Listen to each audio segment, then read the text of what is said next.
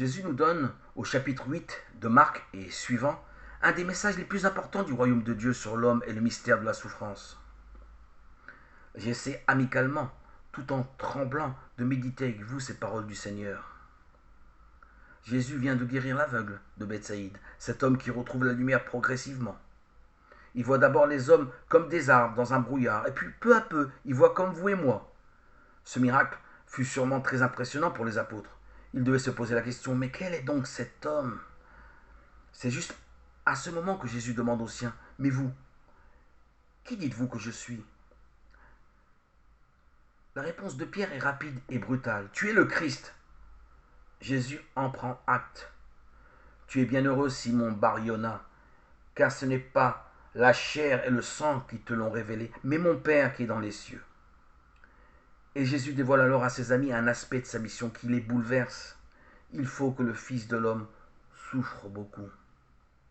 Jésus, le Fils de Dieu, devenu le Fils de l'homme, a voulu prendre sur lui toute cette souffrance qui nous colle à la peau, à nous les humains. Il est venu s'identifier à chacun d'entre nous dans notre condition de créature mortelle et fragile. Avec Jésus, Dieu quitte vraiment toute magie pour vivre notre réalité terrestre de créature jusqu'à la mort. Et ne se contente pas de mourir, il sera mis à mort comme tant d'hommes victimes de la méchanceté. Il prend notre condition dans ce qu'elle a de plus absurde et de plus cruel. Mais en même temps, il l'affirme, il triomphera de notre seul ennemi, la mort. Le troisième jour, il ressuscitera. Il disait ces choses ouvertement, cela allait tellement de soi pour lui. Et pourtant, Pierre, révolté, réagit tout d'une pièce. À Dieu ne plaise, Seigneur, cela ne t'arrivera pas. Et la réponse se fait cinglante. Arrière de moi, Satan, tes pensées ne sont pas celles de Dieu, mais celles des hommes.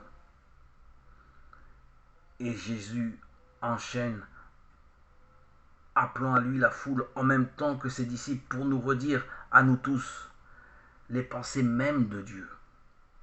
Si quelqu'un veut faire route derrière moi, qu'il se renonce, qu'il se charge de chaque croix, chaque jour, et qu'il me suive. Car celui qui voudra sauver son âme la perdra, mais celui qui perdra son âme à cause de moi et de l'Évangile la sauvera. Jésus ne nous dit pas de rechercher la croix, mais de la prendre, de l'accepter, comme elle se présente chaque jour derrière lui, et ainsi de tout sauver.